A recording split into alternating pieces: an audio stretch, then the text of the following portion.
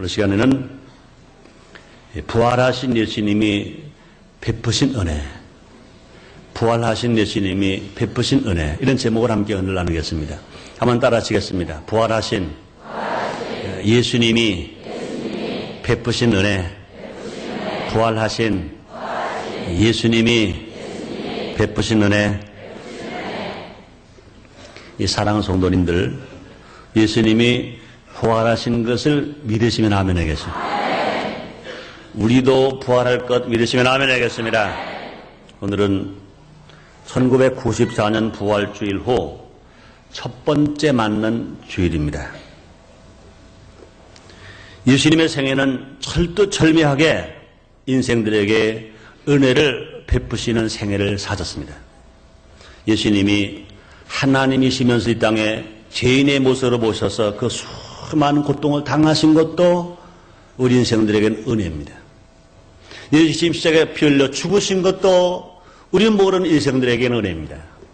더더군다나 죽으신 지 3일 만에 예수님 부활하신 사건, 예수님의 부활 사건은 우리에게 큰 은혜인 것입니다. 예수님의 지상 생활을 3기로 나눠서 생각할 수 있습니다. 제1기는 예수님 동정녀 마리아에게서 탄생하셔서 30세가 될 때까지 사적 생활인 것입니다. 이 시기는요, 평범한 인간의 생활입니다. 그러나 하나님의 일을 위하여 쓰임받을 준비를 사신 시기가 이 시기입니다.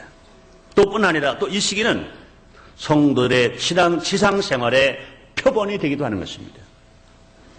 한 생활인으로서 최선을 다하고 사셨습니다. 태어나셔서 30세까지는 아주 평범하게 사셨습니다. 그러나 평범하게 사신 그 시간이 하나님의 사업을 일할 수 있는 준비한 시기였었습니다.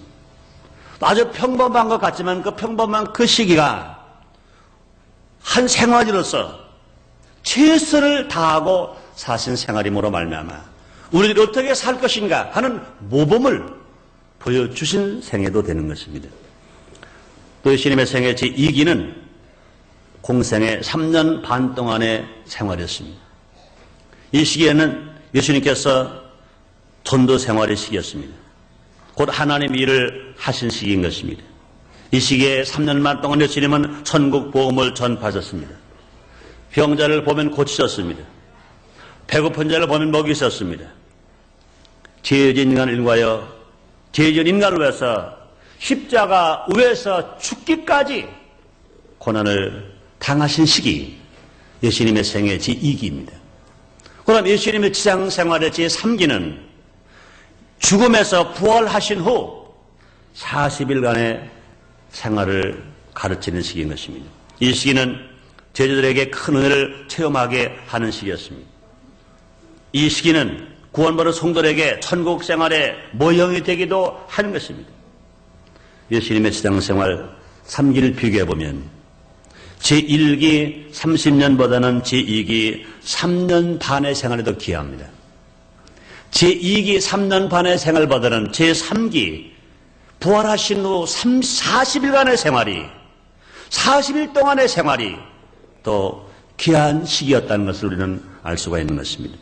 예수님은 부활하신 후 40일 동안에 11번이나 부활의 몸으로 사람들에게 나타나셨습니다. 기적도 보여주시고 은혜도 주시고 교훈도 주셨습니다. 오늘 본문에서도 부활하신 예수님이 주시는 큰 은혜를 또 위로를 우리가 한번 알아봄으로 말미암아 은혜 받는 시간 되시고 부활의 주님을 만나는 시간 되시기를 바랍니다. 그 첫째는 부활하신 예수님 오셔서 제자들에게 주신 은혜의 첫째는 뭐냐? 평강을 주셨습니다.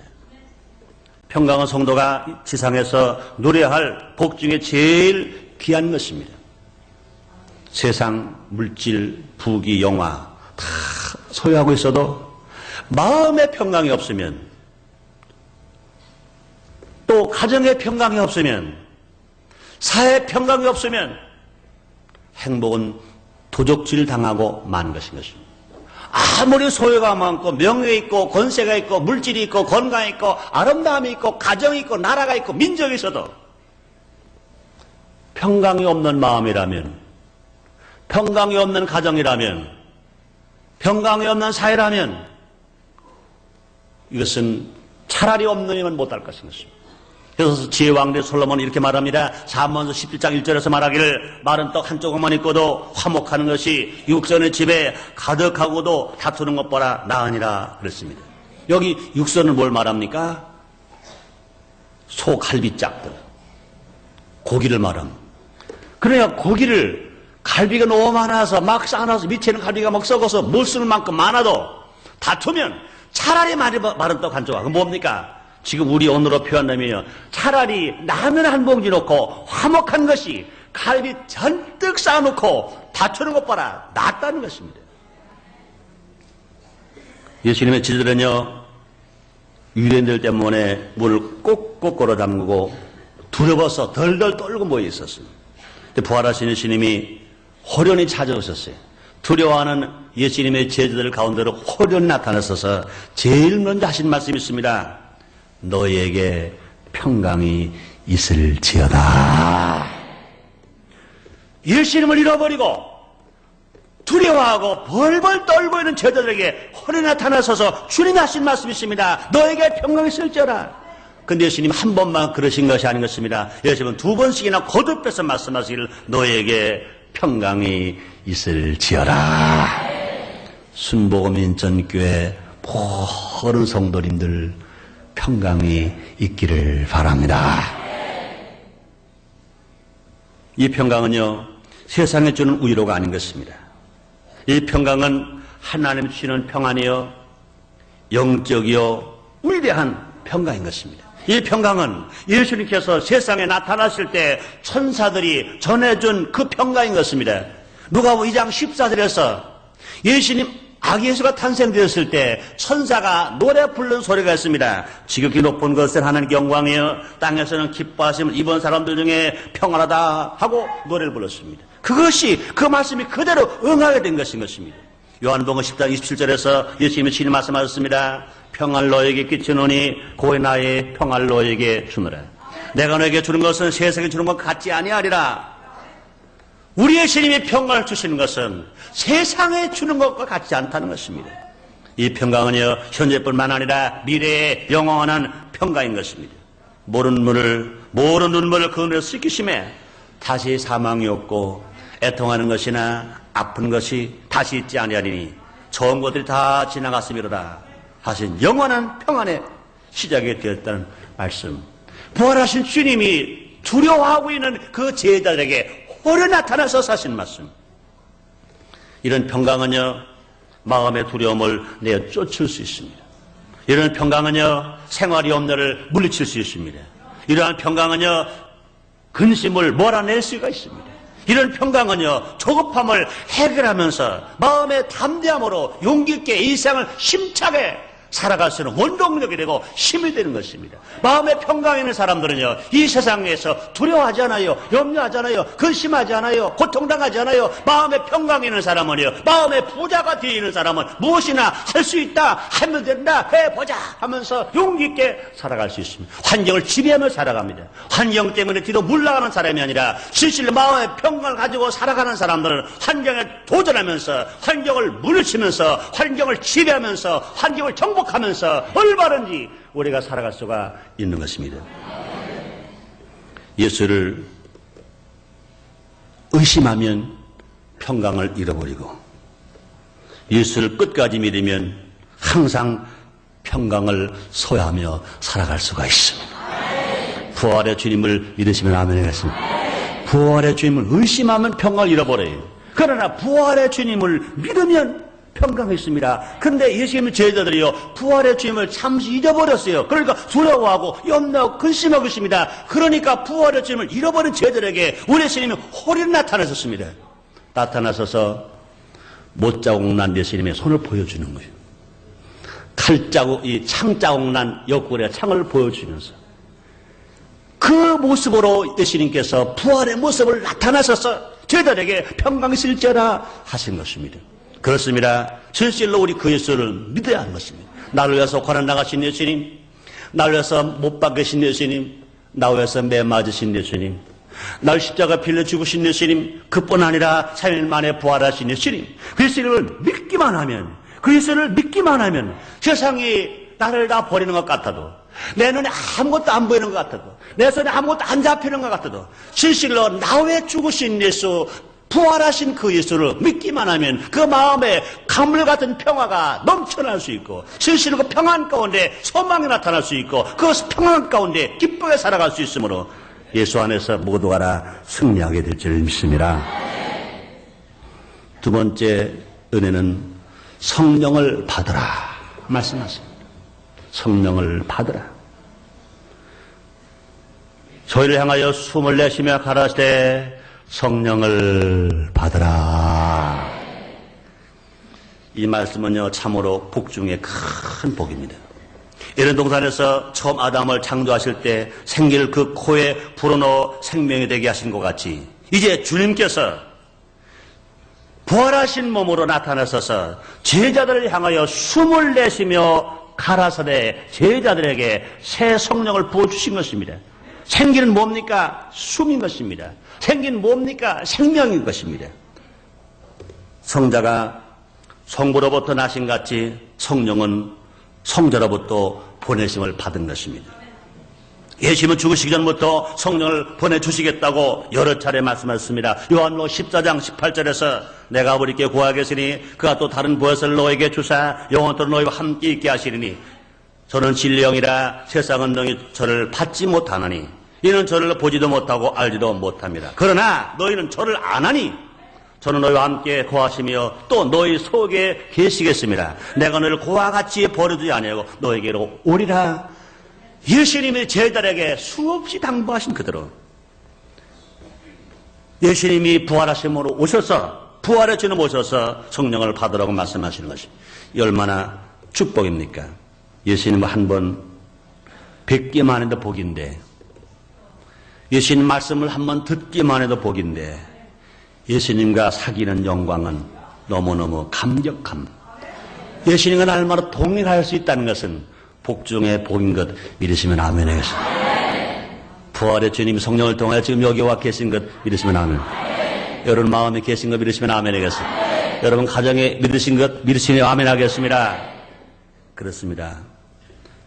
삼위 하나님 중 한 분이 성령님을 받아 또 성령을 모시고 함께 산다는 것, 이것보다 영광이 어디 있겠습니까?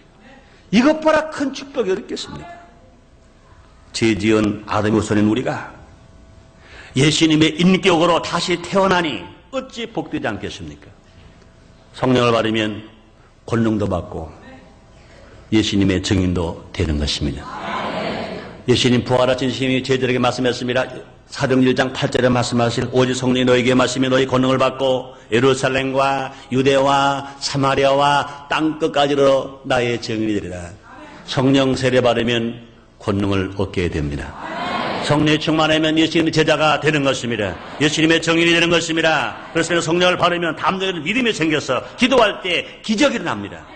사랑 성도 여러분들, 여러분을 기도할 때 기적이 일어나기를 원하시면 아멘 하겠습니다. 그렇습니다. 마가복음 16장 17절로 18절에 보니까 믿는 자들에게 이런 표적에 따르니 곧 저희가 내 이름으로 귀신을 쫓아내며 새 방언을 말하며 뱀을 집으며 무슨 독을 마시지 해를 받지 아니하며 병든 사람에게 솔 얹은 즉 나으리라 하시더라. 누가 그렇게 됩니까? 예수를 믿고 성령을 받은 사람이, 성령에 충만한 사람이, 권능을 얻은 사람이, 예수의 증인이 된 사람이 그 예수의 이름을 기도할 때 이런 역사가 나타납니다. 그뿐이 아닙니다. 성령을 받으면 신앙생활을 잘할 수 있고 봉사생활을 잘할 수 있는 은사가 나타나는 것입니다.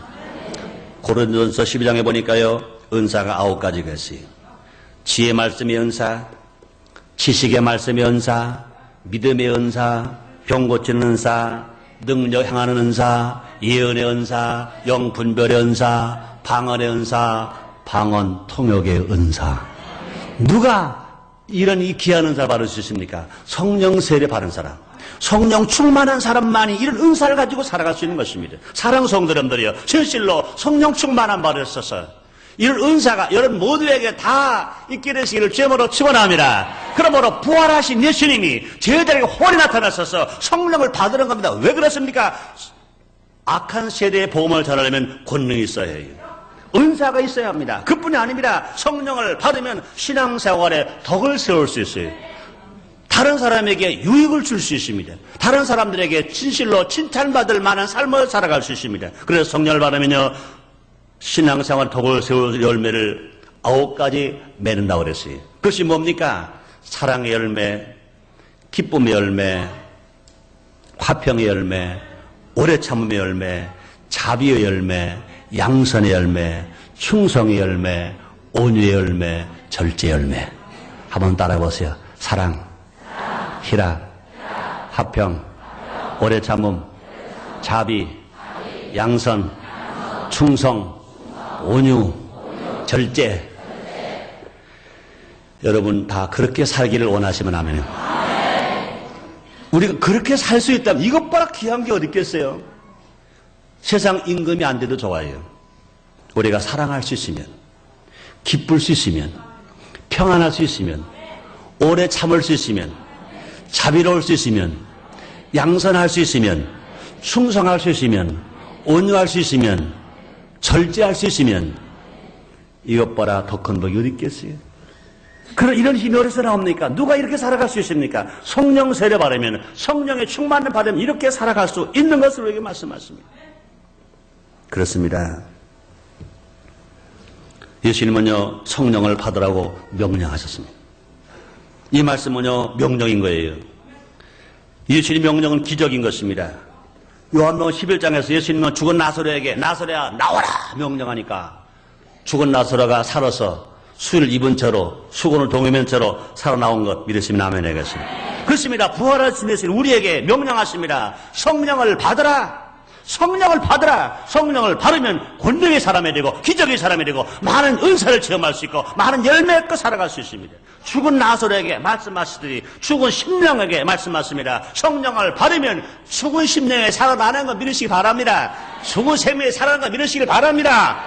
그렇습니다. 봄에 오면 겨울 동안 앙상한 가지에 새싹이 나오는 것처럼 성령의 충만을 받으면 마른 막대기처럼 앙상한 심령에 새싹이 나오고 진실로 꽃이 피고 열매를 맺고 축복의 기적이 나타나는 것 이르시기를 바랍니다.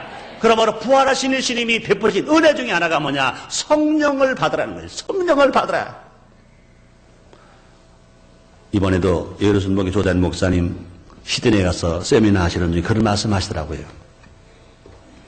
성령 없이 신앙생활하라 그런다거나 성령 없이 목회하라 그러면 그건 너 저주받아라 하는 것보다 더 무서운 소리라는 것이에요. 성령 없는 신앙생활이 될 수 있어요? 성령 없는 목회가 있을 수 있어요?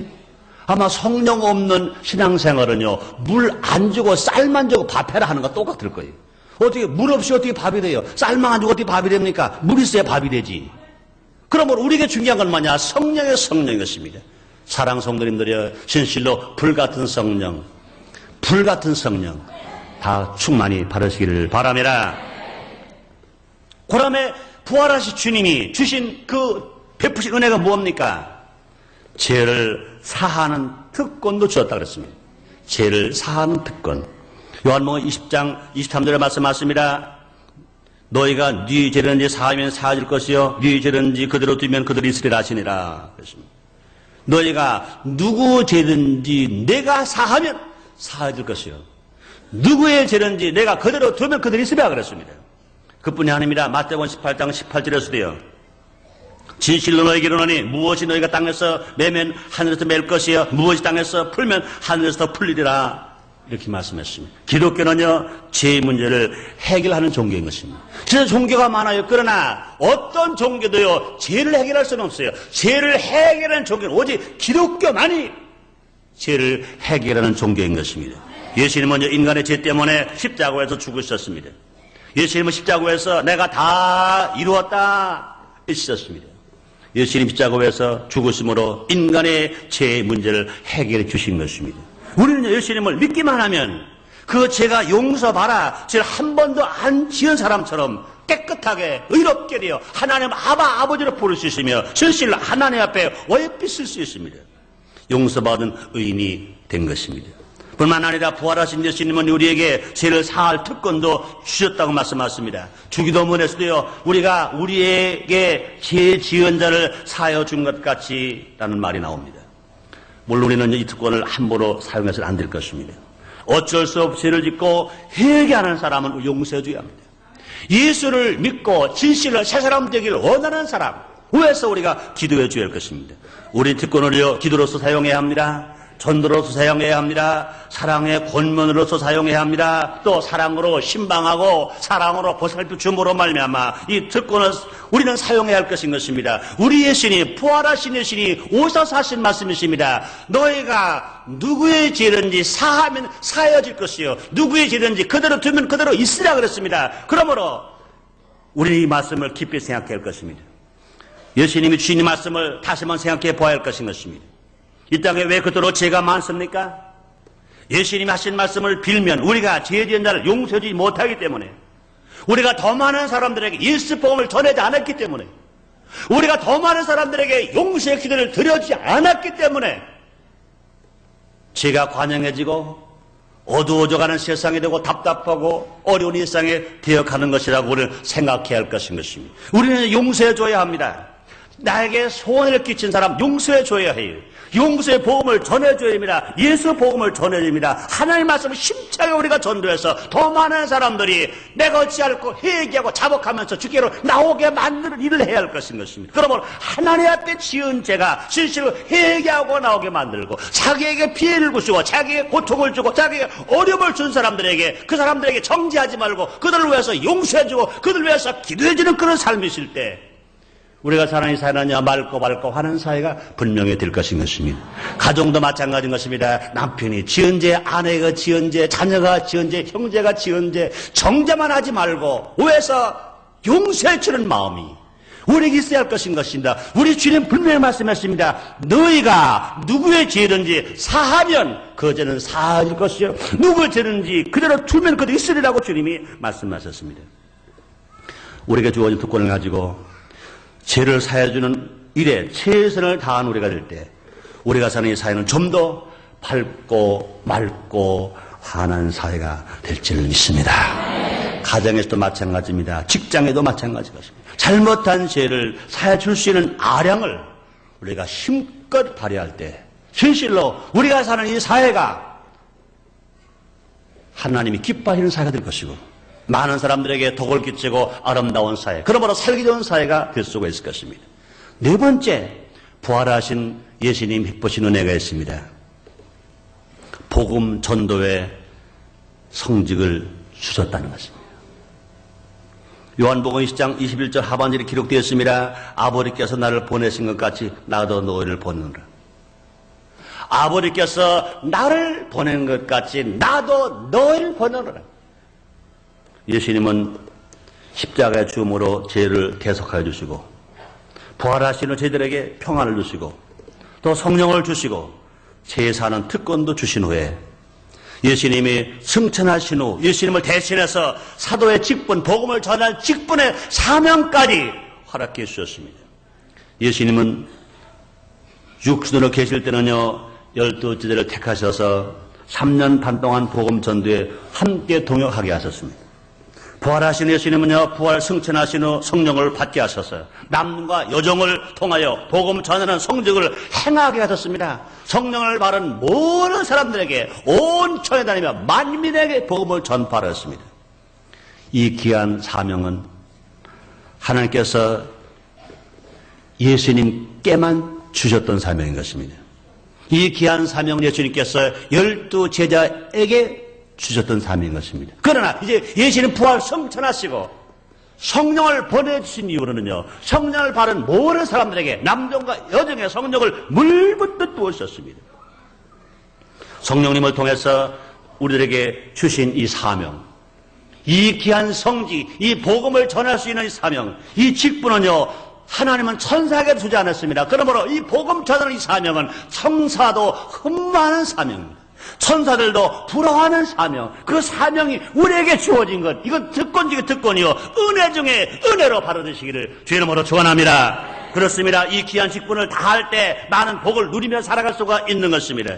첫째, 어떤 복을 받을 수 있습니까? 주님의 재림하시는 그 주님과 천국 가서 천국의 멸류관을 받을 수 있습니다. 요한계시록 2장 10절에 말씀하십니다. 내가 죽도록 충성하라. 그래야면 내가 생명의 멸류관을 내게 주리라. 그뿐이 아닙니다. 자손이 복을 받을 수 있습니다. 사랑하는 성도 여러분들이 여러분의 자녀가 다 잘 되기를 원하시면 아멘 하겠습니다. 10편 37편 26절에서 시편 기자 다윗은 이렇게 말합니다. 저는 종일토록 은혜를 베풀고 구워주니 그 자손이 복을 받는도다.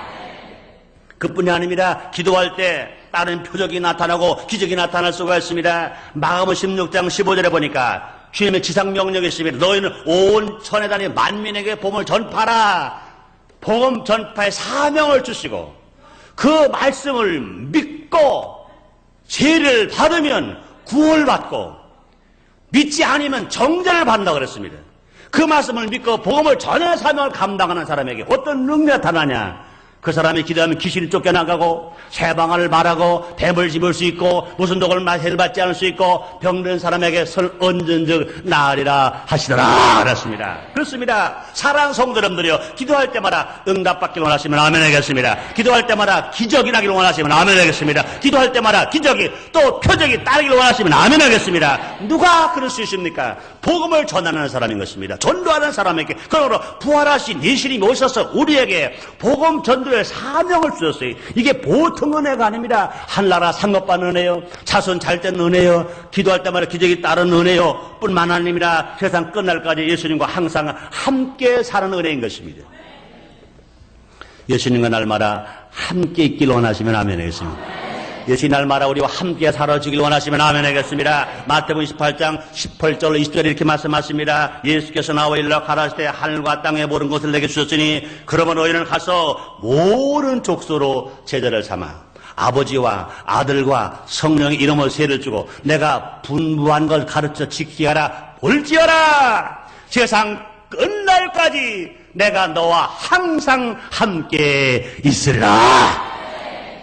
누구에게 말씀했습니까? 복음을 전하는 사람들에게 그렇습니다. 우리가 복음을 전하지 아니하면서 복음을 전하게 무관심하면서 하나님, 예수님 나는 하나님 함께 있길 원합니다. 예수님 나를 떠나지 마시고 나와 함께 계셔 주세요. 그런 기도는 할 필요가 없어요. 우리는요 간단해요.